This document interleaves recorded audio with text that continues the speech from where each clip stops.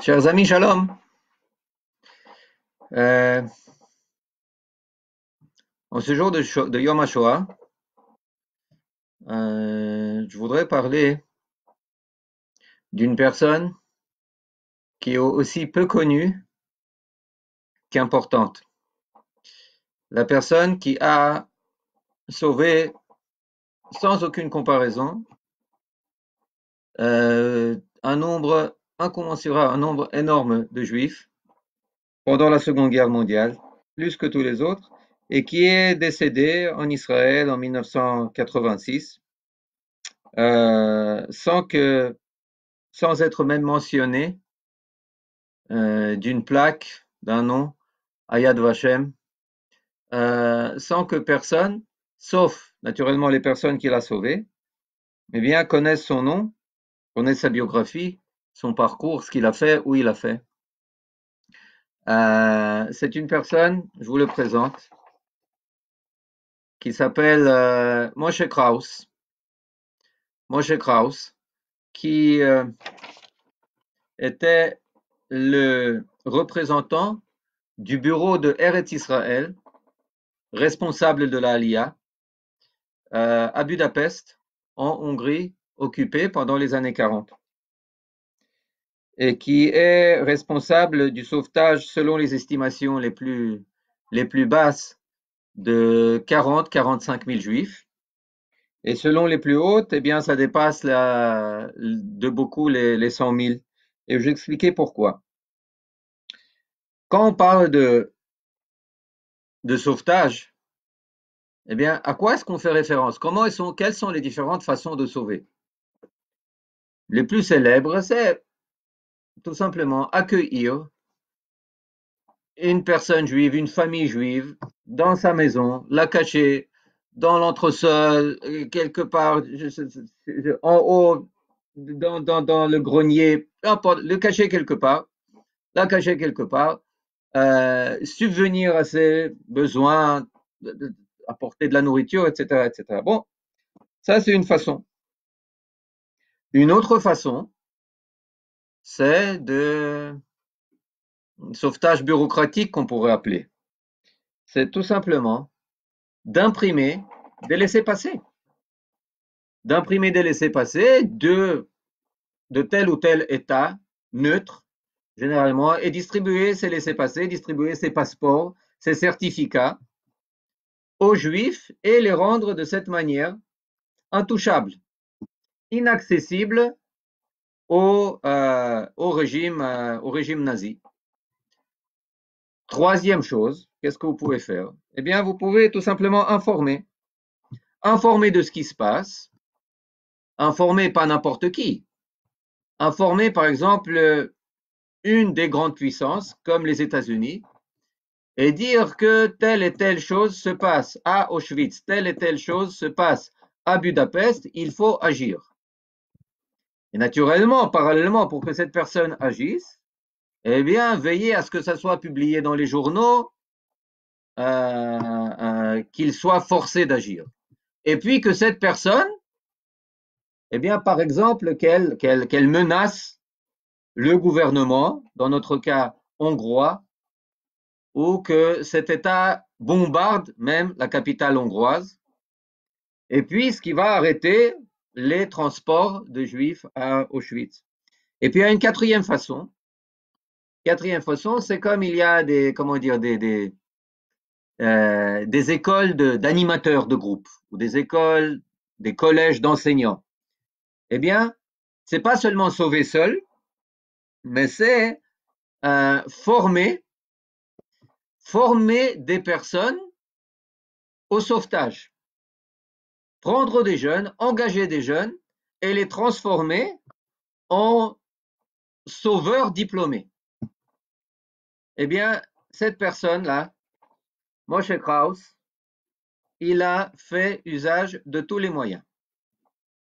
Il a sauvé de toutes les façons et son modèle a tellement réussi qu'il a ensuite été adopté par plein d'autres gouvernements. La Suède, l'Espagne, le Portugal, l'Italie, le Vatican, qui chacun ont utilisé son start-up de sauvetage et qui, de cette manière, ont sauvé des dizaines et des dizaines de milliers de juifs. Vous connaissez tous, j'imagine, euh, euh, Raoul Wallenberg. Eh bien, Raoul Wallenberg, qui a sauvé des dizaines de milliers de juifs, eh bien, il a appris cette façon en distribuant les passeports de comment il s'appelle, en distribuant les passeports. Regarde, qu'est-ce qu'il demande? Je ne sais pas. Euh, en distribuant des passeports suédois, des laissez-passer suédois, il a sauvé une quantité de personnes. Eh bien, ce système, il l'a adopté de Moshe Krauss. Donc, maintenant, refaisons un historique.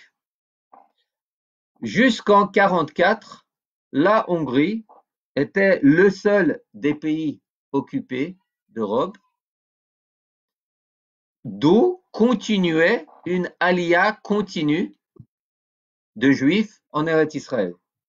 C'était des juifs hongrois, c'était des juifs autrichiens, c'était des juifs polonais, c'était des juifs slovaques qui passaient par la Hongrie, recevaient leur certificat, continuaient leur route par la Turquie pour finalement arriver en Eretz Israël. Qui en était responsable? Eh bien, le chef du bureau Eretz israélien, à savoir Moshe Krauss. C'était le seul pays, malgré le régime fasciste de Horthy, qui était là-bas au pouvoir, d'où continuait une alia même petite. Il s'agissait de 8 familles par semaine, à peine, mais quand même une alia en Eretz Israël. Donc, la communauté juive de Hongrie était la seconde plus grande communauté d'Europe, après la Pologne, sans compter l'Union soviétique, qui comptait en 1944 près de 800 000 juifs. Des juifs qui avaient tous échappé à la Shoah. C'était des juifs hongrois, mais il y avait aussi des juifs qui étaient réfugiés des pays avoisinants et que la Shoah n'avait pas touché. Vous ouvrez les journaux hongrois juifs de mars 1944, de quoi ils parlent? Des endroits où on peut acheter des matzot pour Pessah. Et tout d'un coup, mars 1944, c'est-à-dire on parle encore une fois de Pessah, mars 1944, c'est l'invasion. C'est l'invasion nazie. Et puis, il s'empare de tous les territoires et il commence une extermination à un rythme invraisemblable de ces 800 000 juifs. Ils s'en prennent d'abord à tous les juifs de la périphérie hongroise. C'est-à-dire, ils déportent tous pendant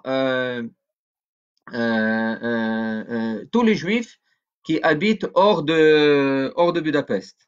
Il s'agit de près de 1 demi-million de juifs qui sont déportés en 2 mois, en un peu plus de 2 mois. C'est-à-dire, on parle en des termes de 12 000 juifs tués par jour. Imaginez ce que c'est un rythme qui dépassait tous les rythmes qu'on connaissait jusque-là. Et c'est là que Moshe Krauss entre en fonction. Il noue un contact avec le vice-consul suisse en Hongrie, qui était auparavant, qui s'appelle Charles Luntz, qui était auparavant consul suisse à Jérusalem. Il aime les Juifs, il connaît les Juifs et il veut sauver les Juifs. Et il le formule de la manière suivante, il dit qu'au moment où tous les autres pays enfreignent toute loi et morale, il serait bon qu'il y ait un pays, la Suisse par exemple, qui fasse quelque chose pour sauver des vies humaines. Naturellement, pour sauver des vies humaines, il ne demande pas la permission de la Confédération helvétique. Il le fait, il ferme les yeux sur tout ce qui est fait, comment dire, de manière pas très correcte au niveau bureaucratique, mais il offre à Moshe Kraus un appartement, un bureau, à Moshe Kraus et à son épouse, dans l'enceinte de l'ambassade suisse à Budapest, pour qu'ils puissent travailler. Première chose qu'il faut faire, c'est quoi? C'est arrêter les déportations. Comment est-ce qu'on arrête les déportations? Qui vous êtes? Vous vous adressez au gouvernement, vous vous adressez au ministère, qui vous êtes? Comment vous faites ça? Eh bien, il le fait de la manière suivante. Il obtient un rapport de 2 juifs qui viennent de fuir Auschwitz. Ça s'appelle le rapport Auschwitz et les 2 juifs sont Verba et un autre nom dont je me rappelle pas, où ils décrivent de manière totalement détaillée comment est-ce que fonctionne le camp de la mort d'Auschwitz. Comment les juifs y arrivent, comment les juifs sont envoyés dans les chambres à gaz, combien il y en a, comment ils sont incinérés. Et puis ils disent aussi que à Auschwitz, il y a branle-bas de combat. Pourquoi? On se prépare à accueillir les Juifs de Hongrie. À accueillir entre guillemets, bien entendu. Ce rapport arrive entre les mains de Moshe Kraus. Il rajoute un rapport où il décrit la situation des Juifs de Hongrie, ceux qui ont déjà été déportés, ceux qui ont survécu et qui habitent dans le ghetto et dans la ville de Budapest, et il envoie ce rapport au consul, à l'ambassadeur américain à Istanbul, en Turquie. Il envoie ce rapport en Suisse à la Croix-Rouge. La Croix-Rouge fait semblant, ne fait rien, fait semblant de ne pas l'avoir reçu. Alors il fait en sorte que la presse suisse parle de ce rapport, il fait en sorte que la presse du monde parle de ce rapport d'Auschwitz. Et pour finir, il force le président Roosevelt à envoyer une lettre d'avertissement à Horthy, où il dit que faites attention, je vais vous bombarder si vous n'arrêtez pas les convois des Juifs, les transports des Juifs. Ça ne fonctionne pas. Cette lettre arrive en fin juin 1944, mais les transports continuent. Alors en début juillet, Roosevelt n'envoie plus une lettre, mais encore une fois, sur l'appel de Moshe Kraus, il envoie des avions, il envoie les bombardiers. Et Budapest est bombardée.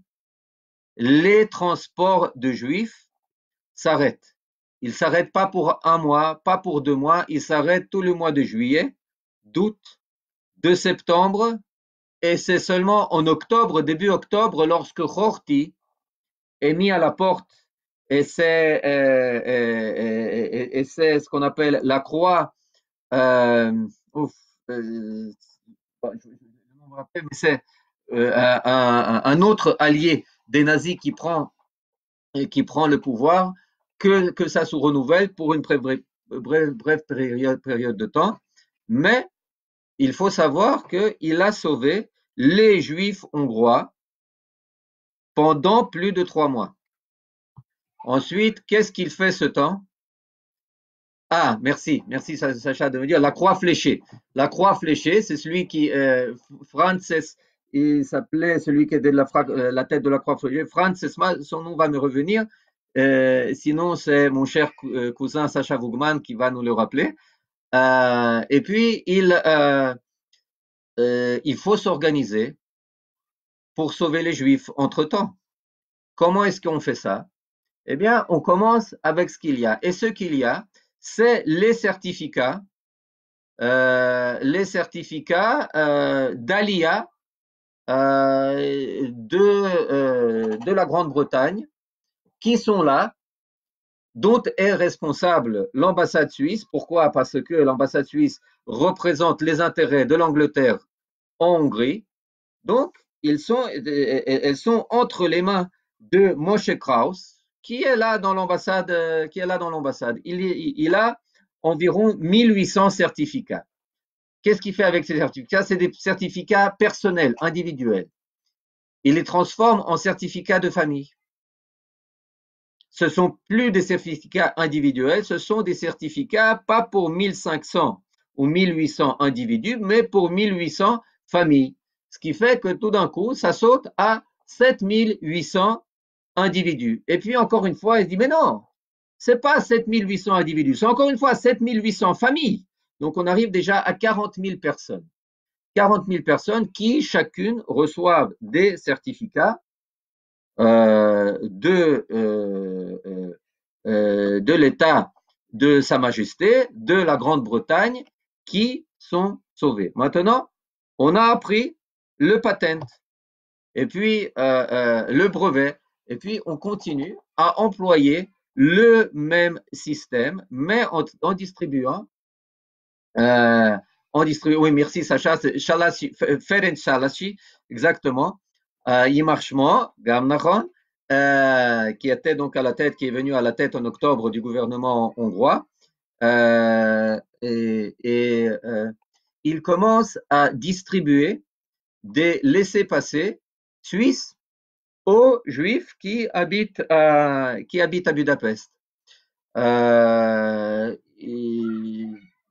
milliers, des dizaines de milliers. Maintenant, c'est des personnes qui sont maintenant défendues, mais qui doivent avoir aussi un lieu pour habiter. Ils peuvent plus habiter chez eux. Ils doivent habiter en territoire extraterritorial qui est sous juridiction presque de la Confédération helvétique.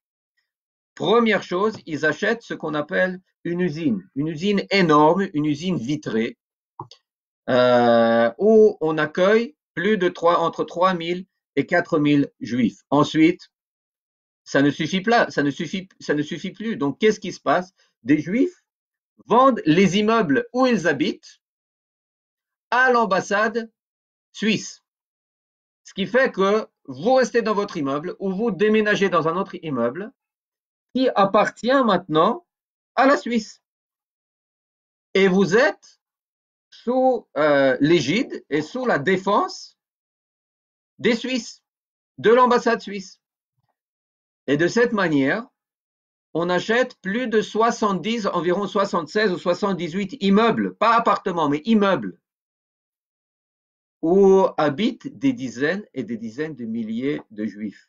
Le culot de Moshe Kraus arrive à un tel niveau que lorsque les juifs de la marche de la mort traversent Budapest, il prend sa voiture, il prend sa dactylo, il les suit, il les rejoint, et à chacun, il demande son nom, et il imprime immédiatement sur place dans la voiture ce qu'on appelle un Schutzpass, un laissez-passer, qui les défend, il le lui donne et il le tire hors de la marche de la mort.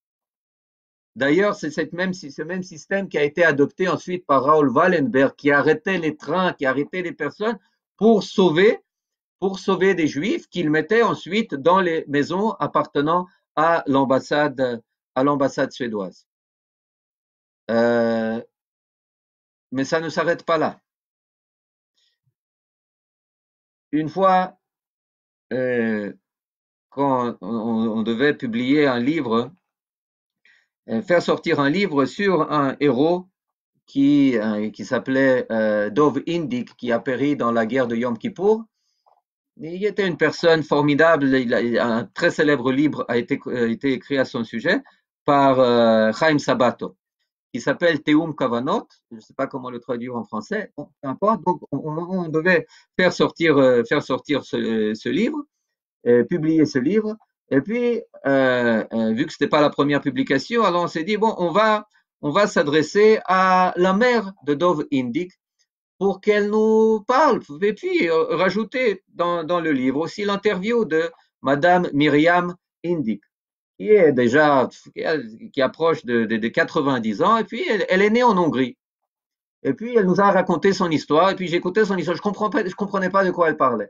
Je pensais peut-être que c'est la vieillesse qui se fait ressentir déjà. Pourquoi? Parce qu'elle nous parlait du moment où elle était sauvée à Budapest. Elle était jeune fille, elle avait, je sais pas, peut-être bat mitzvah, quelque chose, 12, 13, 14 ans. Et puis tout d'un coup, elle raconte qu'elle est envoyée, elle est entraînée par des soldats qui sont habillés comme des nazis. Elle est entraînée et puis ces soldats, en apparence, l'amènent au Danube et on savait, le Danube rouge, l'opération où des milliers de juifs ont été massacrés, jetés dans le Danube, c'est pour ça qu'il est devenu rouge. C'est d'ailleurs euh, commémoré sur les bords du Danube à Budapest. Encore aujourd'hui, on voit des dizaines et des dizaines de paires de chaussures vides commémorant cet événement. Donc, elle est emmenée là-bas et puis tout d'un coup, d'autres gens, aussi eux habillés comme des nazis, l'arrêtent et puis ils la prennent et l'amènent dans une cachette en lui donnant provision, lui donnant du pain à manger, je ne sais pas, quelque chose à boire, etc. Et lui disent, et la cache, et il ne comprend pas. Et moi, je ne comprenais pas. Je ne comprends pas votre histoire. C'est des nazis qui vous ont pris, c'est des nazis qui vous ont sauvé. Ensuite, ils vous ressortent. Ensuite, ils vous amènent là-bas. Et il s'avère que moi, j'ai compris cette histoire seulement quand j'ai lu l'histoire de Moshe Krauss. Qu'ensuite, que véritablement, ce qui s'est passé, c'est que des dizaines et des dizaines de jeunes juifs se déguisaient en soldats en soldats nazis ou en soldats de ce qu'on appelle de la croix fléchée et qui allaient se promener dans les rues de Budapest. Et chaque fois qu'ils voyaient un juif, ils faisaient semblant de l'arrêter et ils l'emmenaient dans un refuge. Il y avait des filles, même des enfants de 12, de 13 ans, qui, ayant eux-mêmes une attestation qu'ils appartenaient, qu'ils étaient citoyens, qu'ils étaient sous protection d'un pays étranger, ils se promenaient dans les rues de Budapest et chaque fois qu'ils identifiaient un juif, ils l'attrapaient et ils lui donnaient un schutzpass. Et c'est ainsi que ce qui s'est passé à Budapest, c'est que c'est le seul cas pendant toute la Seconde Guerre mondiale d'un ghetto qui a survécu, d'un ghetto qui n'a pas été anéanti même lorsque Ferenc Salassi est venu au pouvoir en octobre. En octobre, c'est-à-dire environ 2 mois avant la libération de Budapest par l'armée rouge. Et ce qu'on trouve là, c'est un cas absolument unique de 40 000 juifs qui ont été sauvés directement par les laissez-passer, de 67 000 juifs qui ont été sauvés de la même manière, mais par le gouvernement suédois, espagnol, portugais, etc., etc. On parle de 3 mois où les transports ont été arrêtés, complètement arrêtés de Budapest, grâce à l'intervention de Moshe Krauss. Et on parle d'une personne qui est restée un illustre inconnu en Israël et dont le nom et les faits d'armes et les exploits ont juste commencé à être célébrés et commémorés ces dernières années. Ça fait il y a environ 5-6 ans qu'une place à Jérusalem a été nommée en son nom. Et puis il y a encore une chose très importante à dire. Ce n'est pas pour rien qu'il a été oublié. Il a été oublié pour une raison très simple, c'est qu'il avait un concurrent. Il avait un concurrent qui a plus qu'échoué dans sa tentative de sauvetage, mais qui, contrairement à Moshe Krauss, qui était un délégué du parti du Mizrahi, c'est-à-dire national religieux, il était un de ses émissaires à la Aliyah pour Eretz Israël en Hongrie. Son concurrent, eh bien, c'était une personne qui était représentant du parti au pouvoir, du Mapai. il était Israël Kastner. Et quand Israël Kastner a été jugé en Israël, enfin, je passe sous silence tous les détails de ce fait, c'était pas vraiment, c'était pas lui qui était jugé, c'était celui contre lequel qu'il avait appelé pour diffamation, etc. Quelqu'un qui s'appelait Malkiel Greenwald, mais on va pas entrer dans les détails. Le fait est que c'était un jugement qui s'était tourné contre lui et on l'avait accusé d'avoir véritablement essayé de sauver des juifs, certes, mais en atteignant un accord avec Eichmann Yimarshmo Vezichro en personne, en essayant d'arriver à un accord avec les nazis eux-mêmes. Et pour finir, il a causé un tort considérable aux faits juifs. Pourquoi? Parce qu'il a fait parvenir en Hongrie plus de 10 000 camions fournis par les Alliés pour les nazis, en échange d'une promesse éphémère de laisser intacts les Juifs d'Hongrie.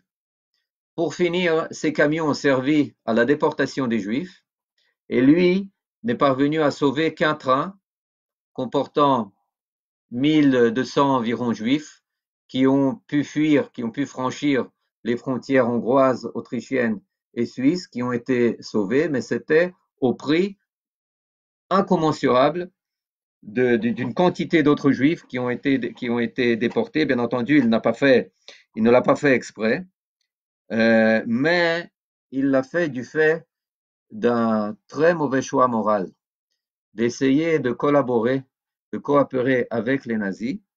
Et le choix de Moshe Krauss était tout à fait autre. Il savait que ce que les nazis feraient, on ne peut pas leur faire confiance.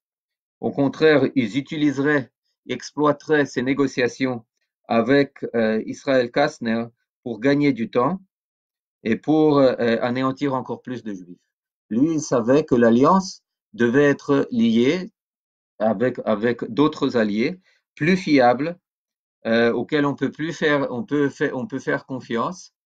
Et c'est de cette manière qu'il a choisi les États neutres, qui étaient véritablement là, et pas seulement les États neutres, mais des chassidés ou olam de ces États neutres, comme Karl Luntz, qui était d'ailleurs l'une des premières personnes, l'un des premiers chassidés ou olam à être reconnu par Yad Vashem encore au début des années 60, comme Raoul Wallenberg, comme d'autres qui ont fait usage de son invention, de son brevet de sauvetage, si on peut l'appeler de cette manière.